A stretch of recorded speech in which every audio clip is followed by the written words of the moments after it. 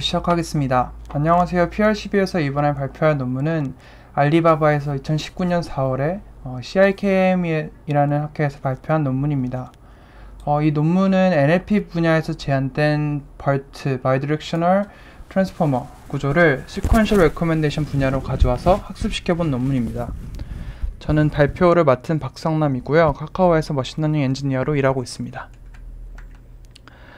발표 순서는 Sequential Recommendation이라는 분야가 익숙하지 않은 분들도 있을 것 같아서 Sequential Recommendation이 무엇인지 설명드리고 추천 시스템이 데이터셋을 구하는 것이나 추천 시스템의 성능을 평가하는 것이 다른 분야보다 훨씬 어려운데 그 이유가 무엇인지, 그리고 비교할 다른 여러 논문들과 BERT4렉의 차이, 마지막으로 결과와 한계를 설명드리도록 하겠습니다.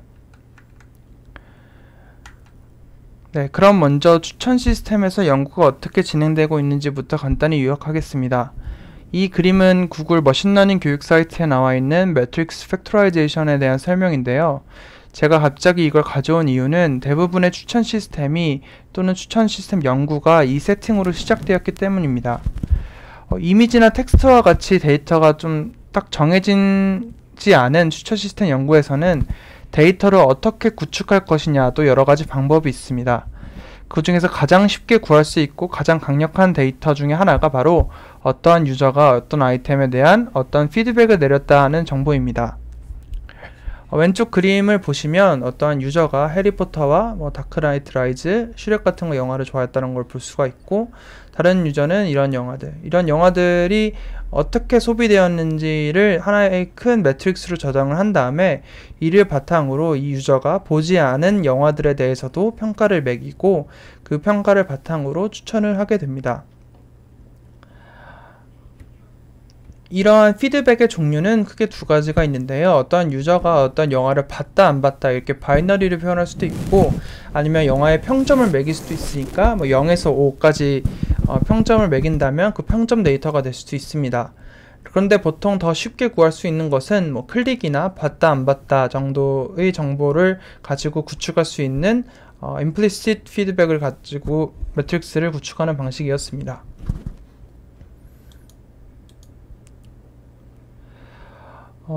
따라서 이러한 매트릭스가 주어졌다고 했을 때 어떻게 추천이 이루어지냐면, 유저와 아이템에 대해서 덴스 피처, 저차원의 덴스한 피처를 가지고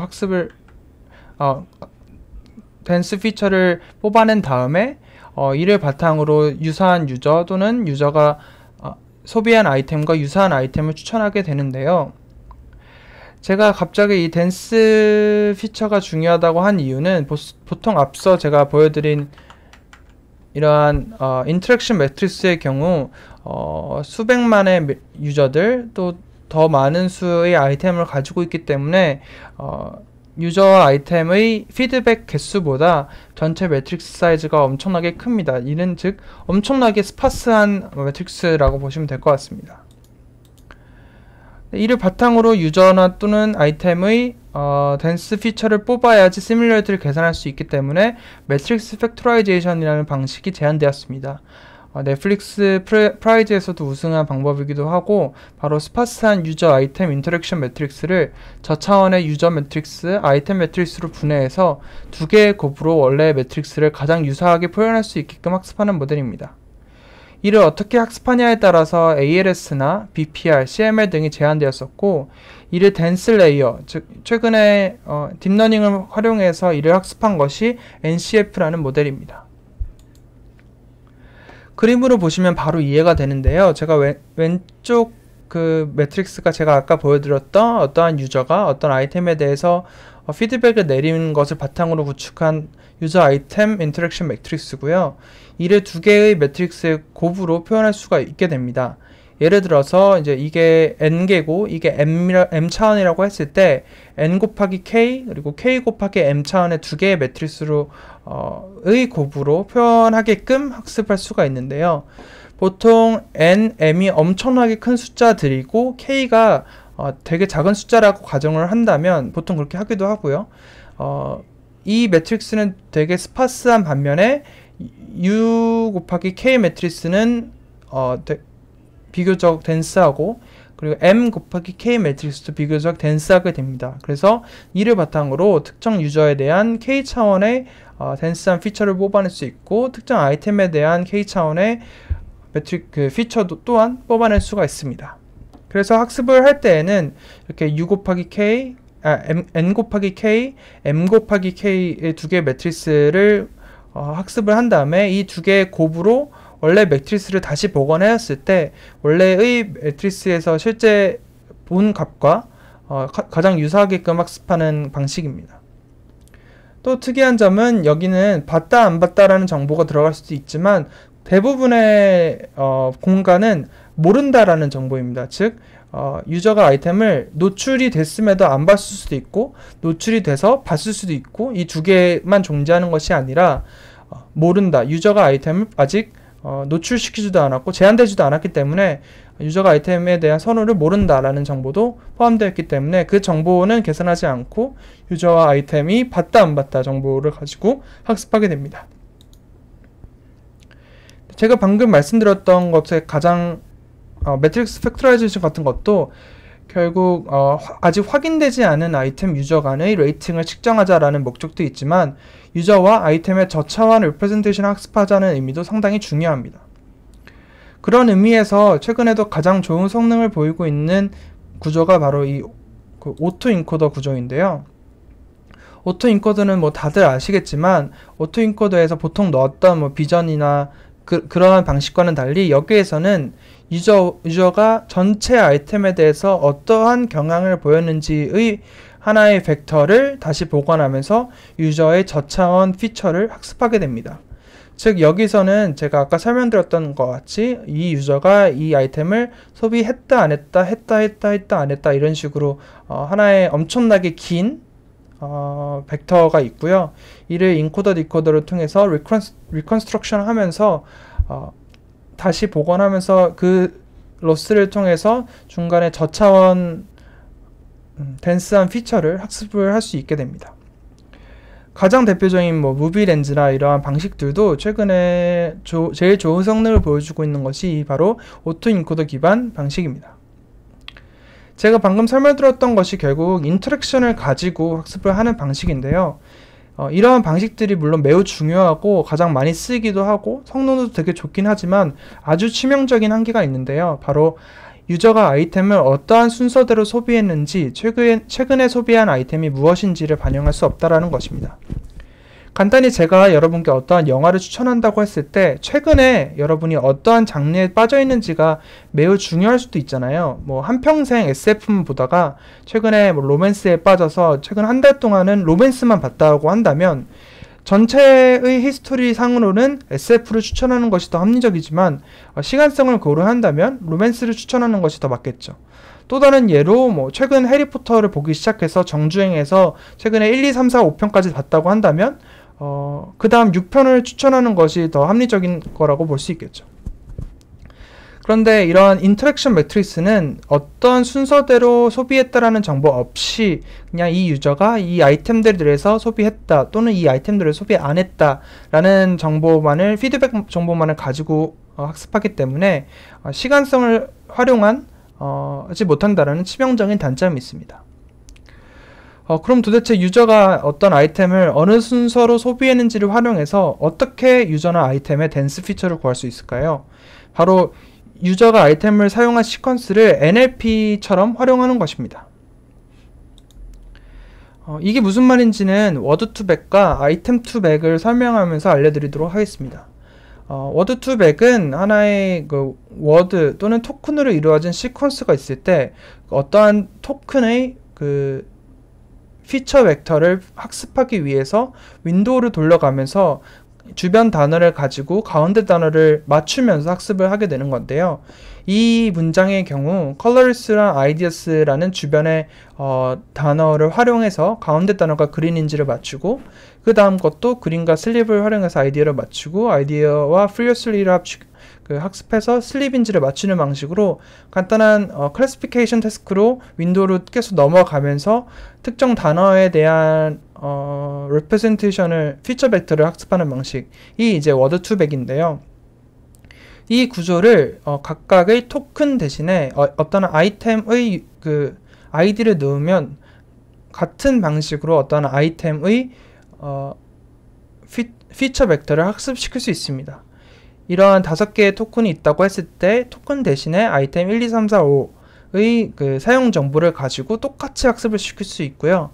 이는 뭐 여러분들이 그 자연어 처리를 할 때 가장 많이 사용하는 젠신 패키지를 통해서도 토큰 대신에 그냥 아이템을 넣기만 해서 바로 아이템 투백을 구현할 수가 있습니다. 이게 이제 워드 투백에서 아이템 투백으로 넘어오면서 사용했던 방식이고, 이게 최초인지는 모르겠지만 이러한 방식으로 NLP의 그 환경을 그대로 추천 시스템을 가져와서 학습시킬 수 있습니다. 이와 같은 경우에는 그 워드 투백도 어떤 시간 순서에 따라서 문장이 자연스럽게 연결이 되어 있고, 아이템 투백도 시간에 따라서 아이템들이 이렇게 그 나열되어 있으므로 각각의 아이템이 학습이 될 때 시간성을 어느 정도 고려해서 학습이 된다라는 것을 알 수 있습니다. 네. 그럼 NLP에서 워드 투백에서 발전되어 수많은 랭귀지 모델들이 나왔듯이 시퀀셜 리커멘데이션 분야에서도 이러한 소비 아이템들을 활용해서 그 시퀀셜 리커멘데이션을 학습을 할 수 있었는데요. 가장 대표적인 게 이제 RNN 방식으로 학습을 하는 겁니다. 오른쪽 그림이 이제 RNN을 활용한 시퀀셜 리커멘데이션 방식인데요. 어떠한 유저들의 히스토리를 가지고 아이템 A, B, C, D를 봤다고 했을 때 이거를 이제 랭귀지 모델과 똑같은 방식으로 하나씩 넣어서 그 다음 아이템이 무엇인지를 추천하는 방식으로 추천을 할 수 있었습니다. 그래서 이제 뭐 원래 가장 많이 쓰였던 게 RNN인데 최근에는 이제 시퀀셜 모델링에서 RNN보다는 트랜스포머가 대부분 더 좋은 성능을 보여주기 때문에 트랜스포머를 활용한 시퀀셜 리커멘데이션도 최근에 제한되었습니다. 제가 아까 설명드렸던 것처럼 토큰 대신에 아이템을 집어넣고 문장 대신에 유저 비헤이비어를 하나의 시퀀스로 집어넣는 방식이라고 이해하시면 될 것 같아요. 네, 그러면 이런 시퀀셜 리커멘데이션은 어떻게 측정을 하냐? 여러분들이 아시는 무비렌즈를 포함해서 몇 가지 데이터셋이 공개가 되어 있는데요. 아마존 뮤직 같은 경우에는 어떤 유저들이 어떤 프로덕트를 구매하고 평점을 내린 것을 하나의 큰 매트릭스 데이터로 공개를 했었고요. 스팀 데이터셋도 비디오 게임 리뷰를 공개를 했었고, 무비렌즈도 무비 리뷰 데이터를 공개를 했었습니다. 뷰티나 아이템 같은 경우에는 유저 아이템 수가 되게 작고, 무비렌즈가 생각보다 큰데 유저가 13만 정도 되고 아이템이 25,000 정도 됩니다. 그래서 이 덴시티가 결국 그 유저 아이템의 수에 비해서 그 인터랙션이 얼마나 많은지를 계산한 값인데, 이게 작을수록 유저나 아이템은 많은 데 비해서 소비 데이터는 적다라는 것을 볼 수가 있습니다.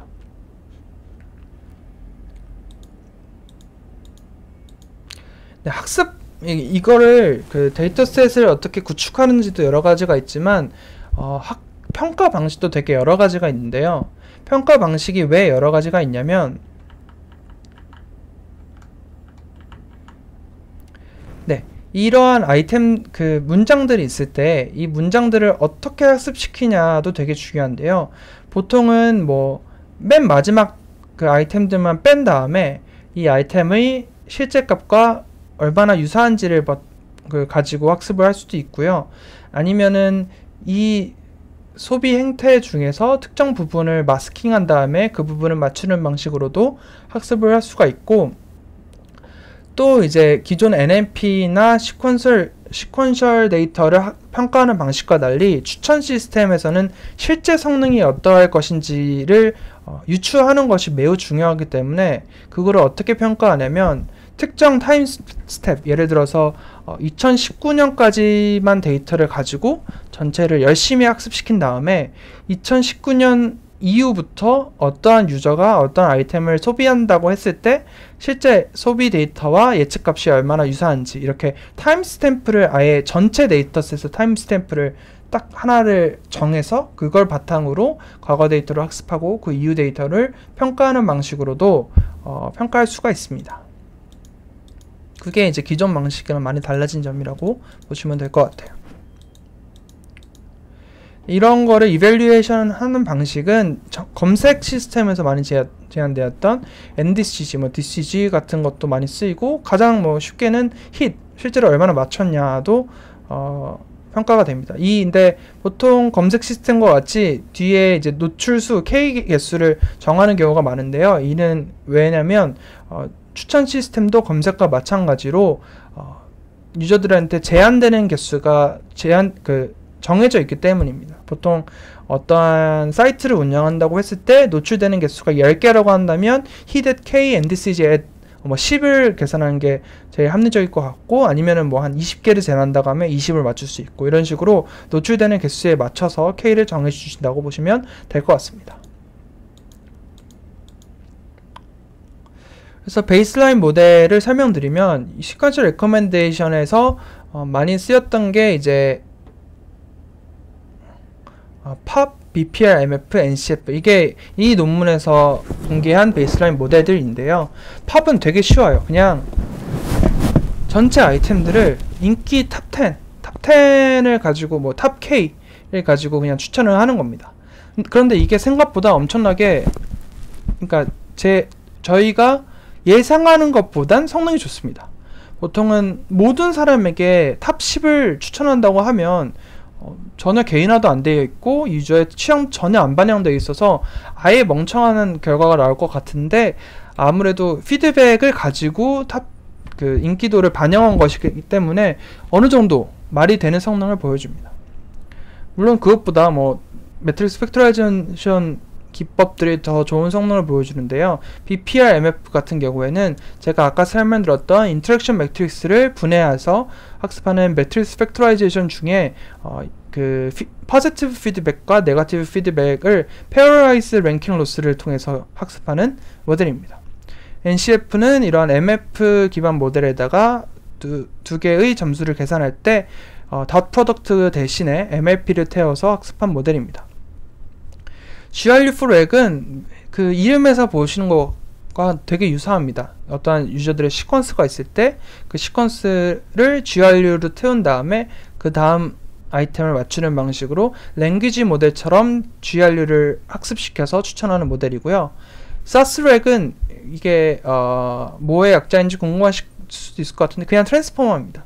그래서 트랜스포머를 바탕으로 랭귀지 모델을 학습시켰다. 그래서 그와 유사한 세팅을 추천했다 라고 보시면 될 것 같아요. 네, 여기 트랜스포머. 그 다음에 이제 버트4렉의 구조를 설명드리면, 사실 다들 아시겠지만 버트는 랭귀지 모델을 위한 모델이 아닙니다.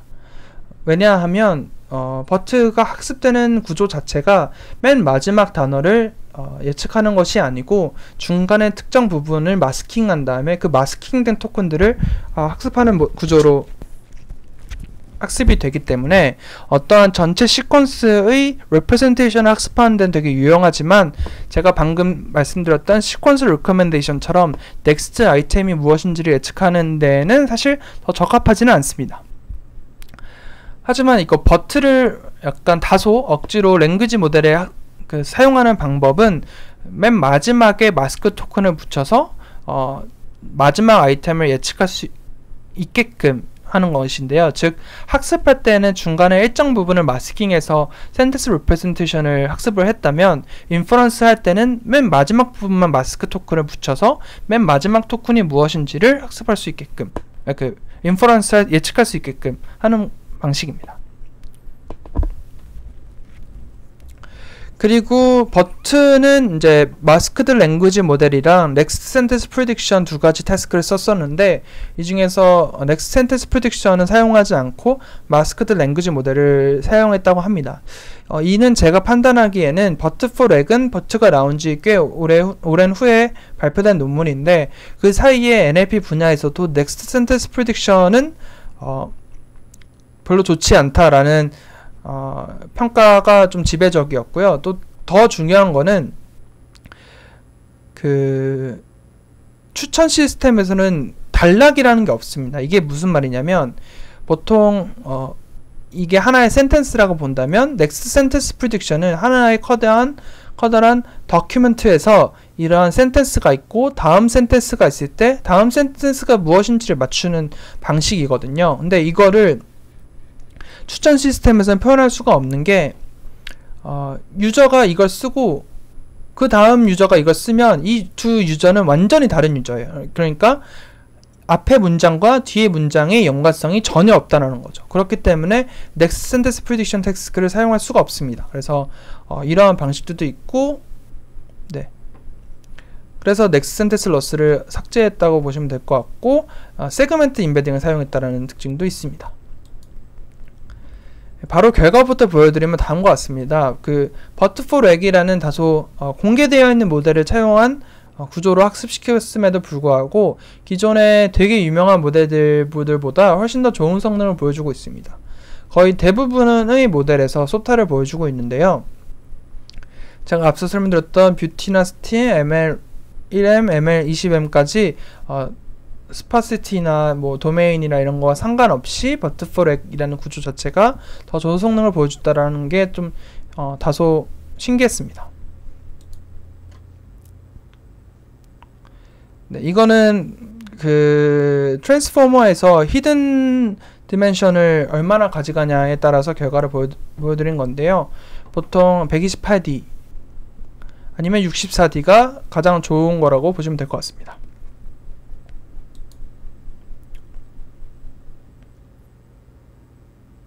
네, 이것도 버트에서 가장 많이 튜닝하는 마스크 프로포션이나 뭐 기타 맥시멀 랭스 그리고 어블레이션 애널리시스를 한 것인데요.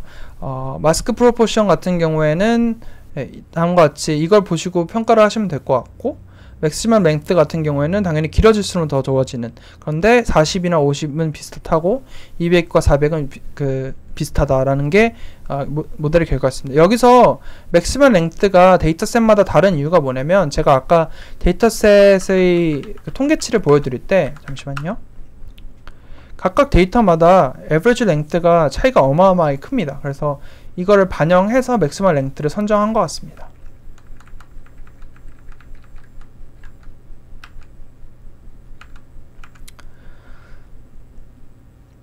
네, 이제는 이 논문을 되게 간단한 논문이었는데요. 이 논문의 성능이 되게 좋아서 가져왔는데, 기존의 NLP에서의 버트와는 다르게 한계점이 좀 명백해서 그거를 좀 가져오게 되었습니다. 가장 큰 한계점은 가정에서의 한계점인데요. 보통 여기서 사용된 데이터셋들의 경우에는 아이템이 정해져 있고 유저가 정해져 있습니다. 그런데 실제 추천 시스템에서는 이러한 아이템과 유저가 정해져 있지 않습니다. 이게 NLP에서의 버트와 NLP에서의 시퀀셜 데이터를 처리하는 방식과 추천 시스템에서 시퀀셜 데이터가 가장 크게 다른 점인데요. NLP로 따지면은 매일 그리고 매분 매초마다 새로운 토큰이 계속 생성되고 특정 토큰이 계속 없어진다고 보시면 될 것 같아요. 예를 들어서 뭐 알파벳으로 랭귀지 모델링을 한다고 했을 때 매 순간마다 i나 t 같은 게 없어지고 새로운 뭐 x, y, z라는 토큰이 추가되는 방식으로 이렇게 아이템이 계속 바뀌기 때문에, 그리고 유저도 계속 새로운 유저가 들어오고 계속 유저가 빠지고 이렇기 때문에 이러한 가정들 자체가 그 실제 추천 시스템과 이러한 논문에서 제안된 데이터셋의 차이가 되게 많습니다. 그리고 자연어 처리에서 어떠한 문장을 쓴다고 했을 때, 그리고 모든 문장들은 일단은 오더드 되어 있잖아요. 그러니까 제가 어떠한 문서를 본다고 했을 때 그 문서는 어찌됐든 간에 하나의 그 시퀀스로 이루어진 문서이기 때문에 이거를 구하기가 되게 쉽고, 오히려 unordered된 시퀀스를 구하는 게 말이 안 되는 거잖아요. 근데 추천 시스템에서는 그 뭐 기술적인 이유나 기타 여러 이유 때문에 어떤 아이템의 시퀀스를 유저별로 저장하기가 생각보다 매우 어렵습니다. 그래서 이러한 데이터를 구하는 것도 어렵고 항상 ordered 되어 있다라는 보장이 없다. 그리고 아이템 자체의 생명 주기가 되게 확실하다라는 게 가장 큰 차이점입니다. 가장 대표적인 게 아이템 추천을 한다고 했을 때 뉴스 추천이라고 보시면 될 것 같은데, 보통 오늘 아침 8시 뉴스랑 9시 뉴스랑 10시 뉴스랑 완전 다르고, 그 다음날 아침 8시의 뉴스를 추천할 때 그 전날 거는 절대 사용할 수 없잖아요. 그렇기 때문에 이렇게 도메인에 따라서 아이템의 라이프 스팬이 확 달라지는데, 이런 거를 NLP처럼 동일한 세팅으로 가져가기에는 아이템의 생명주의가 매우 짧다라는 단점이 있습니다. 그리고 또 하나의 practical restriction이 있는데요. 바로 인퍼런스입니다. 제가 아까 ALS나 BPR과 같은 인터랙션 only 세팅에서 되게 간단한 매트릭스 팩토라이징 방식들도 매우 중요하고 성능이 좋다라고 말씀드린 이유가 인퍼런스, 그러니까 학습 속도나 인퍼 속도가 딥러닝 모델이랑은 비교도 할 수 없을 정도로 매우 빠르기 때문인데요. 보통은 근데 실제 추천 시스템에서는 패스트 인퍼런스가 웬만한 모델 성능의 차이를 극복하고도 남을 만큼의 이점을 가져다 준다라고 합니다. 즉 여기서 제가 아까 보여드렸던 매트릭, HR1, 50, NDCG, MRI 이러한 스코어들이 0.1 차이 나고 NCF 이런 것들과도 0.2배 이상 차이가 남에도 얘가 학습하고 인퍼런스 하는 게 한 12시간 걸리고 얘는 30초면 된다라고 했을 때 이게 더 좋은 성능을 볼 수 있다라는 거죠. 그만큼 실용적인 면에서는 NLP와 다르게 실용적인 면에서 달라지는 게 너무 많고요. 그리고 이것 또한 추천 시스템에서 연구되는 분야 중 하나인데, 오프라인 이밸류에이션이 실제 온라인 리서치와 달라지는 면이 되게 많습니다. NLP 같은 경우에는 어떤 감정 분석을 해서 평가했다고 했을 때 그 평가된 매트릭을 어느 정도 믿을 수가 있잖아요. 왜냐하면은 그들도 감정 분석을 통해서 특정 테스트 셋에 대해서 감정 분석을 해봤고 결과가 냈고, 그 결과가 지금도 어느 정도 합리적이라는 거를 다들 납득을 하는데, 온라인 추천 시스템의 경우 제가 방금 설명드렸던 것 같이 아이템도 계속 바뀌고 유저도 계속 바뀌고 도메인도 공개되어 있는 데이터셋과 워낙 다르고, 그리고 인퍼런스 속도도 워낙 큰 영향을 주고, 이런 외부적인 영향을 주는 요소가 워낙 많기 때문에 오프라인 이밸류에이션이 실제 온라인 리서치와 코렐레이션을 하지 않는 경우가 되게 많습니다. 그래서 이러한 practical restriction도 매우 많습니다. 네, 제 발표는 여기까지고요. 저는 오늘 BUT4REG이라는 논문을 통해서 NLP에서 자주 사용되었던 BUT 구조를 가져와서 시퀀스 레커멘데이션을 하는 논문을 가져오게 되었습니다. 네,